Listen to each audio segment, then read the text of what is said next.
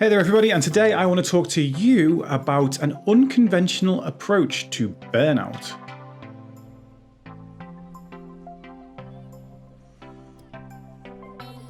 Hey there everyone, my name's Dave, aka Mindset by Dave, and I've been a mindset, mental health and personal development coach for the last 4 years, helping people get unstuck with whatever it is that holds them back up here. As well as videos here on YouTube, I also stream live on twitch.tv/mindset by Dave every Tuesday from 10 a.m. till 4 p.m. and every Saturday from 7 p.m. till 10 p.m. And on top of all that, if you look at the bottom, there'll be a little link to the Discord where you can come along and you can chat mindset, mental health, personal development and all that kind of stuff with me and a group of people that all want the same thing. Anywho, on with the content. So burnout has been a topic that has come up recently more than ever before. I think with 2020 being the way it's been, people have tried to kind of either completely and utterly sit back or go at it full throttle and just completely push through. And when we do that second way, we often kind of go, oh yeah, this whole pushing thing is like, oh, why didn't I do this before? Oh, I got some early success, I got some early results, I'm going to imagine what I could do if I could do this every single day.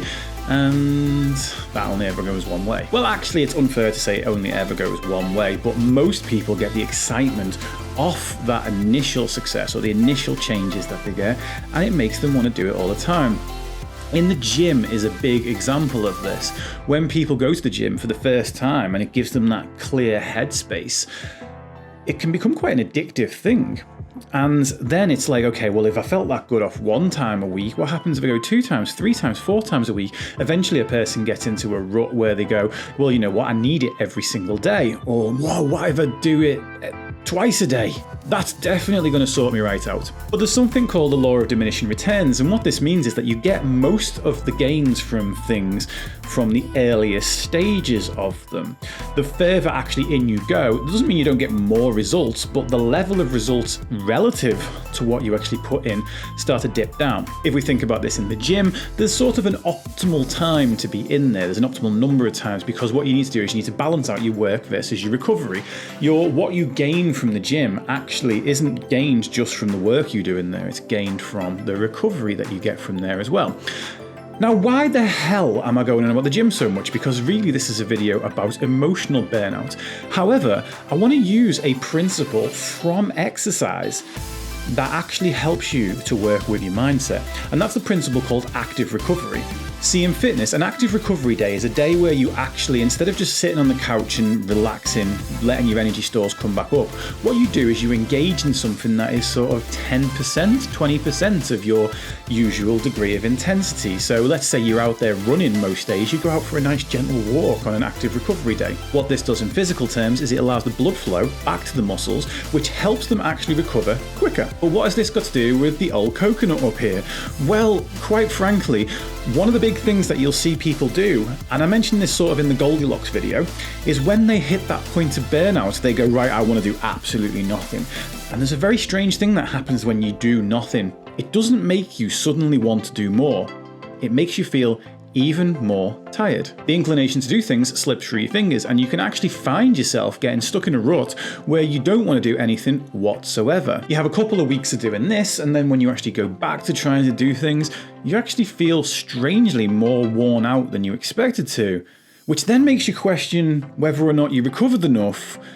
But then because you've spent 2 weeks doing nothing, it makes you think that you can't recover or that there's something wrong with you. Now, okay, for some people, chronic fatigue is an absolutely 100% real thing. And if that is the case, and you feel like that is the case, then perhaps going and seeing a doctor. But for the vast majority of us, it's not so much chronic fatigue, it's this lack of momentum. You've probably heard me talk about momentum before, and again, I'll link up to that video somewhere up there. Thing is with momentum, when the momentum goes down, the difficulty level of the things that we need to do goes up. So when we actually go back, instead of feeling well rested, we feel out of practice. Added on top of that is sometimes when we actually do take that time off, we fail to give ourselves the permission to do so. We beat ourselves up for the time that we're taking off. I've not done a video about this on here yet, but if you follow me on any other platform, you'll probably hear me say the phrase, we don't guilt ourselves into greatness. I've done this in the past where I've taken time off from work because of my mental health, but then I've beaten myself up about all the clients that I'm missing and the people that I'm not serving while I'm being there. And instead of actually taking time off and beating myself up here to the point of making myself even more exhausted, and breathe. And this is the whole thing. We need to give ourselves permission to have that time off. We need to back off a little bit. But if we introduce some of this active recovery, we keep our minds active in other things that aren't related to the stresses of our jobs or our daily lives, but we keep our minds ticking over and stimulated. This is the active recovery. Now, a big key to all of this is not just kind of lying in bed, festering and, not showering, allowing those things to slip, because these things can lead from I'm resting to I'm depressed. So even though it seems counterintuitive because your body and your mind are just screaming out to you, just do nothing, it's a case of actually pushing against that a little bit and saying, you know what, I've got to this point because I went too far. Whenever we go too far in one direction, our minds, our bodies want us to swing all the way to the other side of the pendulum. We don't need an all or nothing, we need an adjustment. Now, your adjustment that you might need in this case might be to adjust from 100% down to 10%. But weirdly enough, you're probably going to find it that you feel a lot better at 10% than you did if you just went straight to 0. From there, slowly start ramping up as you prepare to go back to the things that you're doing. Introduce things a little bit at a time and sort of wean yourself back into the situation. What this does is it allows our momentum to build up in a way that doesn't push us so far outside of our comfort zones that we want to run away again. And this, in turn, brings the relative difficulty level of the things that we're trying to achieve down as that momentum goes up. So if you're feeling fully burnt out right now, I want you to do little, but I don't want you to do nothing. As always, I hope this has helped, and if it has, please hit that subscribe button and maybe even hit the notification bell so that you can be told whenever videos like this go live. Once again, you can catch me on twitch.tv/mindsetbydave every Tuesday from 10 AM till 4 PM and every Saturday from 7 PM till 10 PM. And we've always got the Discord once more, which is linked below in the description. As always, I would love to help you and go a little bit deeper with you. And guess what? This exact video came out of one person in my Discord saying that they were having this trouble. So if you think about it, jump in that Discord and you never know, the thing that you need the most help with might be one of these videos one day. And I will see you soon.